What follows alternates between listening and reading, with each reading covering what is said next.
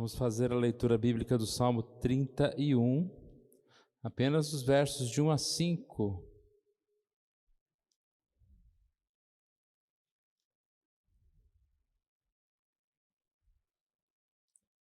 Eu quero ler, os irmãos acompanhem em suas Bíblias. Salmo 31, versos de 1 a 5. Em ti, Senhor, me refugio, não seja eu jamais envergonhado. Livra-me por tua justiça, inclina-me os ouvidos, livra-me depressa, sê meu castelo forte, cidadela fortíssima que me salve. Porque tu és a minha rocha e a minha fortaleza. Por causa do teu nome, tu me conduzirás e me guiarás. Tirar-me-ás do laço que as ocultas me amarraram, pois tu és a minha fortaleza. Nas tuas mãos entrego o meu espírito.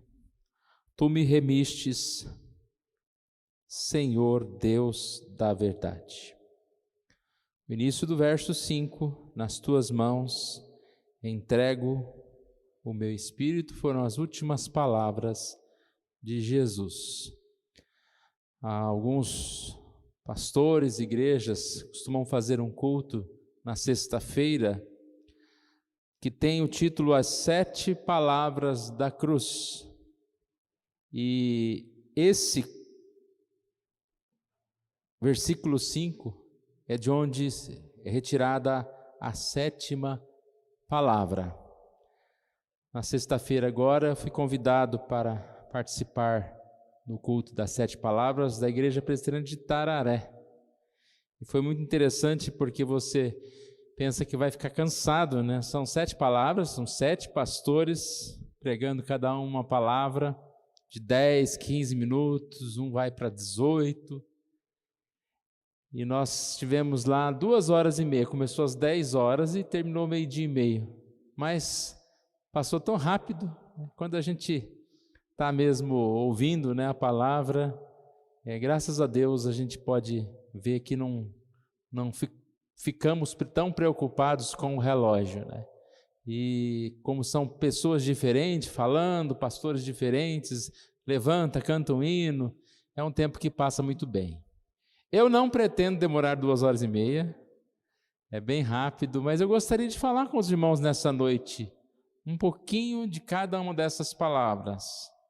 Sim, algo não fazendo uma exposição do texto, com todo o contexto, mas eu escrevi considerações que eu acho oportunas a respeito de cada uma dessas palavras e quero trazer para nós. Lembrando daquela frase de Timothy Keller, que diz que o cristianismo não diz a ninguém inicialmente, veja como você deve viver, e sim, eis aqui o que Jesus fez por você na história. E a gente aprende tanta coisa com Jesus. Tem um pastor que nessa época da Páscoa, ele começou a estudar para preparar os sermões de Páscoa, da ressurreição. E esse pastor foi tão impactado que conta-se na história que depois daquela Páscoa, ele não ficou nem um domingo sem citar em algum momento sobre a ressurreição. E eu já ouvi algumas pessoas falarem, né, que toda a mensagem tem que ir até Jesus. Você não pode terminar um sermão e não ter falado de Jesus. E como a gente está começando a estudar o livro de João, e a gente vê tanto como é importante a mensagem da cruz, a mensagem de Jesus, eu chego a pensar que realmente, não que seja errado, que seja assim, não pregou e não falou da morte e ressurreição de Jesus, não foi sermão. Não vamos assim deixar tão exagerado, mas eu creio que sempre cabe uma palavra a respeito de Jesus, daquilo que ele fez por nós, porque esse é o Evangelho, esse é o poder de Deus para nós, para a nossa salvação, é a forma que nós temos para levar essa mensagem, para evangelizar. O reverendo Hernandes, falando sobre as 7 palavras da cruz, ele disse: Jesus transformou a cruz numa tribuna e do alto do Calvário proferiu 7 palavras que impactam ainda hoje o mundo. E realmente, Jesus, numa hora dessa, né, poderia ter simplesmente ficado calado. Às vezes, quando alguém começa a injuriar, né, fica bravo com a gente fica calado. Mas acho que a gente fica calado para não brigar, né, porque a gente não conseguiria fazer como Jesus no momento em que ele estava sofrendo. Levou palavras de amor, palavras de confiança em Deus e assim por diante. Mas sem mais delongas, irmãos, a primeira palavra está em Lucas 23, 34. Uma palavra de perdão.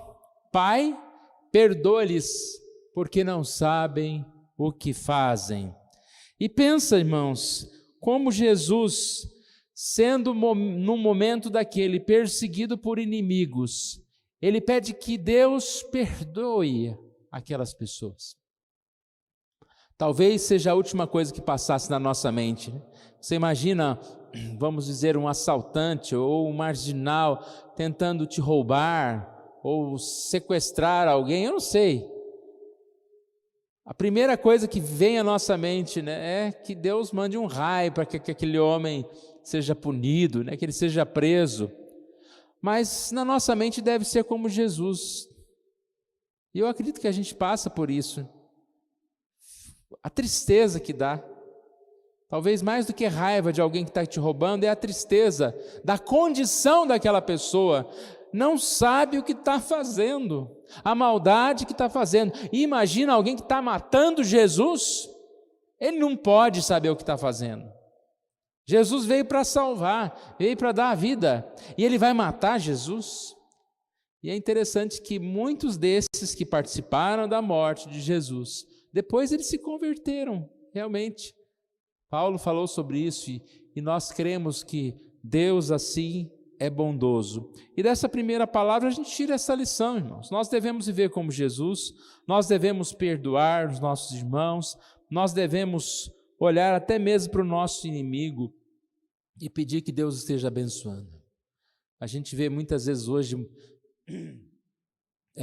retaliações, né?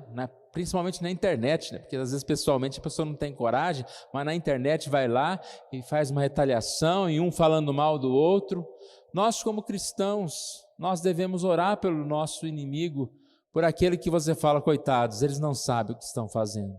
E é isso que a gente tem a impressão hoje em dia, né? Quando a gente vê certas pessoas falando cada coisa, a gente olha e fala, eles não sabem o que eles estão fazendo. Pai, perdoa-lhes porque não sabem o que fazem. A segunda palavra, podemos dizer que é uma palavra de salvação. Está lá em Lucas 23, 43. Hoje mesmo estarás comigo no paraíso. Mais uma vez, Jesus naquele momento demonstrando compaixão. A história é bem conhecida dos dois ladrões da cruz, um dizendo, né, que ele deveria morrer mesmo e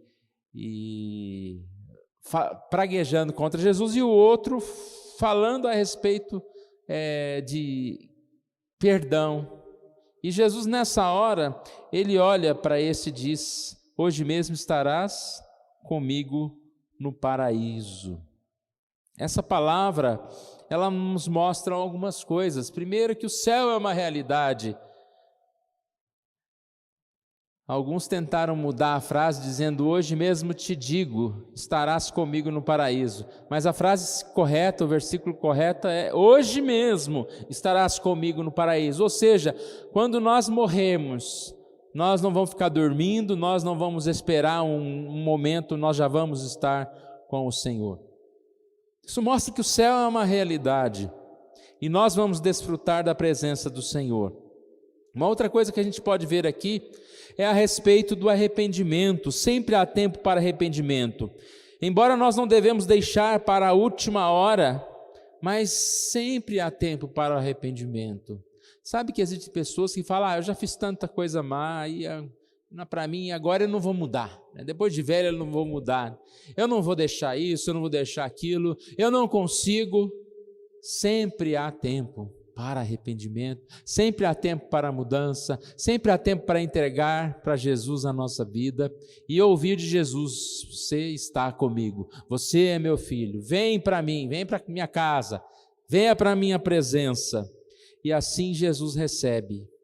E se Jesus recebeu até um condenado na última hora, que era condenado por o tribunal humano, muito mais cada um de nós. Deus pode e recebe cada um de nós. A terceira palavra é uma palavra de cuidado. Mulher, eis aí o teu filho, filho, eis aí a tua mão.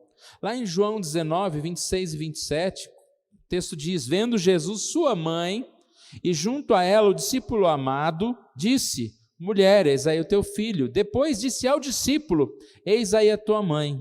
Desta hora em diante o discípulo a tomou para casa. Aqui a ideia de que Jesus, mesmo lá no momento de dificuldade, ele está se preocupando com as pessoas que eram seus chegados. Preocupou-se com a sua mãe, preocupou-se com o seu melhor amigo. Está como se dizendo: olha, você cuida da minha mãe. E você, olha aí, você arruma um filho novo. Essa palavra, ela realmente mostra como mesmo diante daquela dificuldade, Jesus não colocou o foco, a preocupação em si mesmo, mas ele colocou a preocupação ou aquele último suspiro, aqueles últimos momentos, as últimas horas, em fazer mais alguma coisa que pudesse ajudar o outro.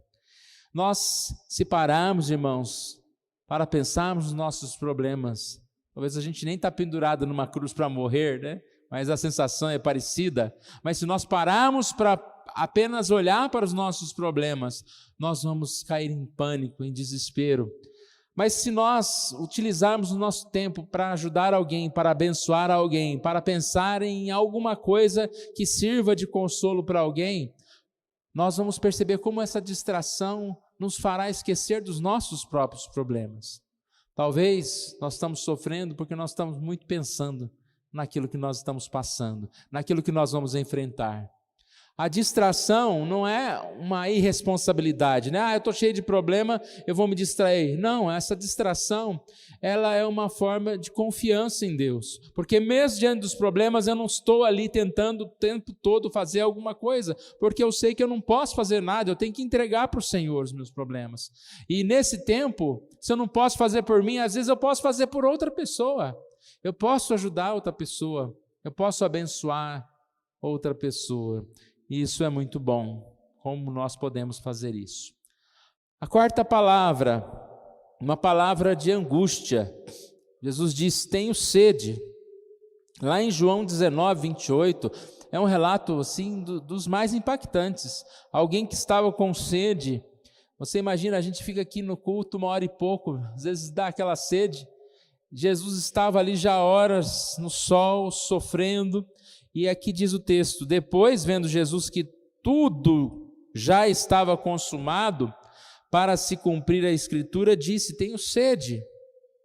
E olha o que aconteceu: estava ali um vaso cheio de vinagre, embebedaram de vinagre a esponja e, fixando-a num caniço de sopo, lhe achegaram à boca.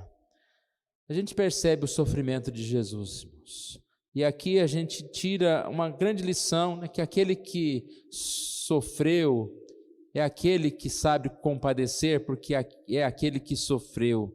Aquele que nos ajuda é aquele que também passou por dores, dificuldades.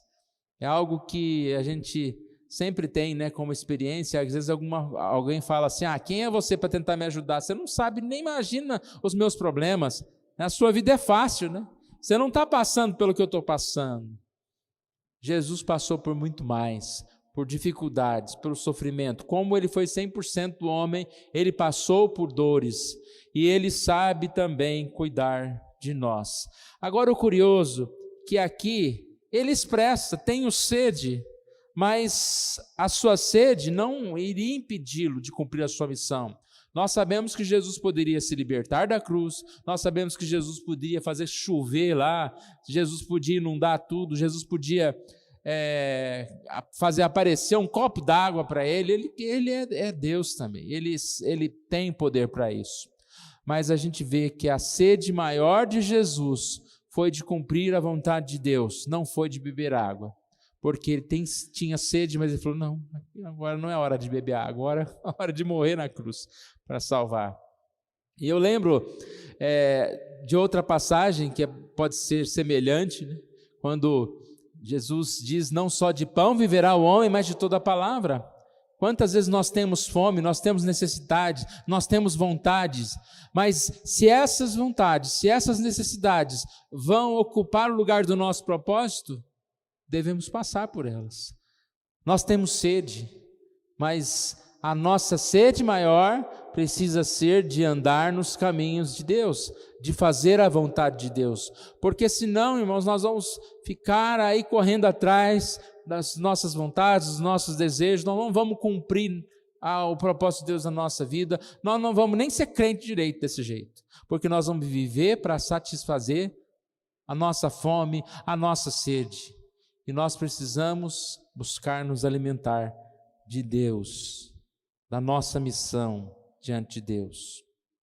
A quinta palavra, uma palavra de desamparo. Deus meu, por que me desamparaste? Marcos 15:34 diz, na hora nona, clamou Jesus em alta voz, Eloi, Eloi, lama sabachthani, que quer dizer, Deus meu, por que me desamparaste? Esse momento, Jesus está expressando em palavras a sua dor, a sua solidão, a sua agonia, toda a violência que ele passou. Nós sabemos que nós podemos também desabafar, não é ser um reclamão, mas podemos falar, principalmente com o Senhor, falar com Deus, que nós sofremos, a nossa angústia, clamar a Deus, contar a Deus. E aqui Jesus não está falando de forma a dizer que está se sentindo abandonado, mas que ele está sentindo a dor, que ele está sentindo-se abandonado, no sentido de que o caminho dele, o trajeto dele é muito duro, mas era o caminho necessário. Da mesma forma, na nossa vida, nós temos alguns problemas que enfrentamos, e são problemas que nos fortalecem para enfrentar problemas maiores. Às vezes é isso que acontece, você está passando por uma dificuldade e fala, mas está difícil, né? Mas eu vou enfrentar essa dificuldade. Aí a gente vem e fala, olha, isso é um treinamento, porque depois vem uma pior, né? E aí a gente passa por dificuldades e falamos só, Deus, eu estou sentindo agonia, dor, eu estou me sentindo desamparado. Mas ao mesmo tempo que nós falamos isso, nós sabemos que esse é o caminho para que se cumpra a vontade do Senhor. E nós permanecemos nele. E nós vencemos essas dificuldades como Jesus. A sexta palavra, uma palavra de vitória, está consumado. Alguém pode dizer, mas palavra de vitória está consumado?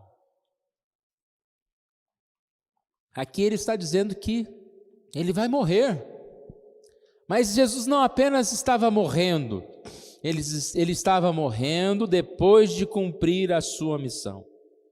Quando ele diz aqui que está consumado, ele diz, minha missão está cumprida. Eu fiz o que eu deveria fazer.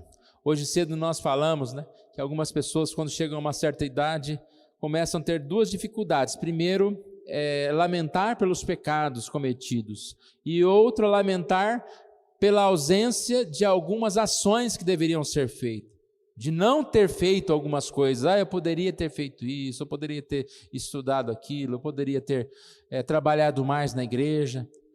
E dessas duas coisas, nós falamos que a que talvez doa mais no cristão é o não ter feito mais pela palavra, pelo evangelho. Porque o cristão não tem que ficar lamentando o pecado.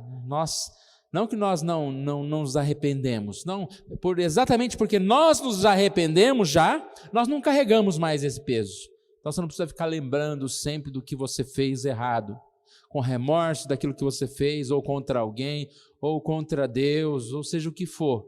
Porque se você arrependeu do seu pecado, você está perdoado. Mas aquilo que você não fez, às vezes bate essa dor. Será que nós vamos chegar um dia e poder dizer está consumado, ou seja, eu fiz o que eu deveria fazer. E é isso que nós devemos lutar dia a dia, fazer o máximo que nós poderemos fazer, dedicar a nossa vida mais e mais.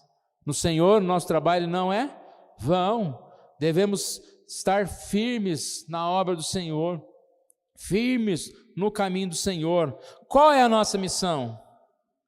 Reconhecer a nossa missão e seguir firme nessa missão. A sétima palavra, eu vou demorar só um bocadinho mais, porque essa sétima palavra foi a palavra que eu falei lá em Tararé. A sétima palavra é: nas tuas mãos entrego o meu espírito. Lucas 23, 46, Jesus disse essas palavras, que, como eu disse, é o Salmo 31, versículo 5. E se você abrir o Salmo 31, você vai perceber que todo este salmo é um salmo de entrega, porque nas tuas mãos eu entrego o meu espírito. O que Jesus está dizendo? Ele está em uma atitude de submissão e confiança a Deus.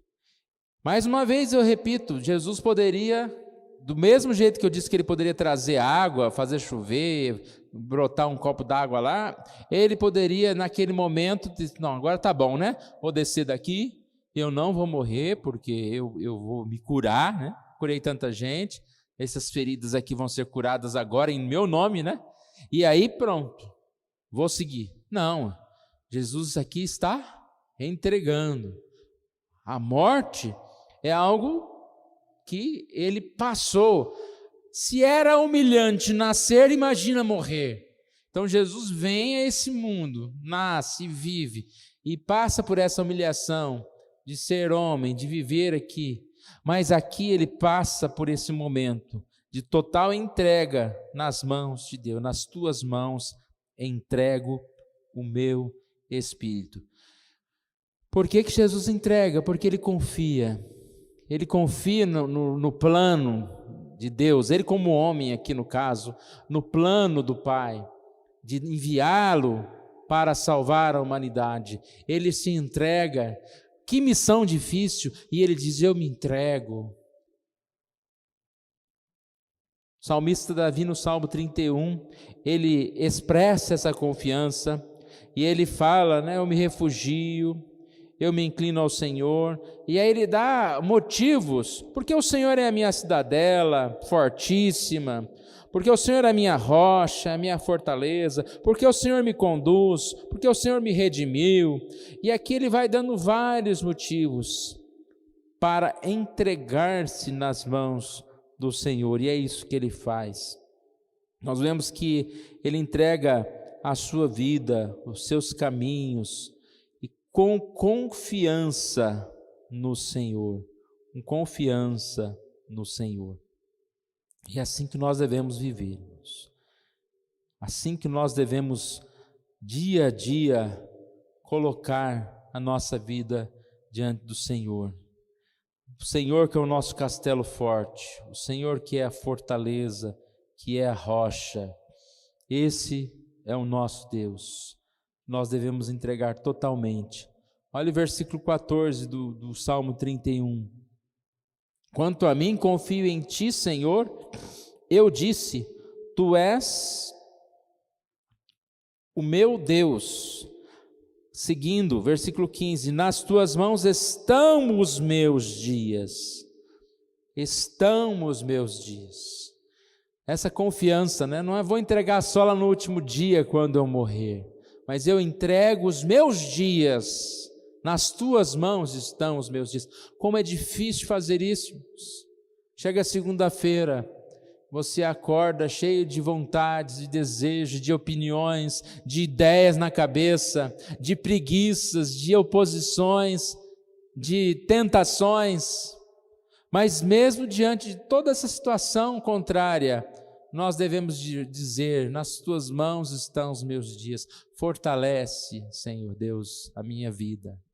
Por isso nós devemos orar uns pelos outros, orar pela igreja do Senhor, igreja orar pelos líderes da igreja, pelo conselho, para que a nossa vida esteja nas mãos de Deus e, consequentemente, nossa vida seja para o ministério, para servir a Deus, para fazer a vontade de Deus.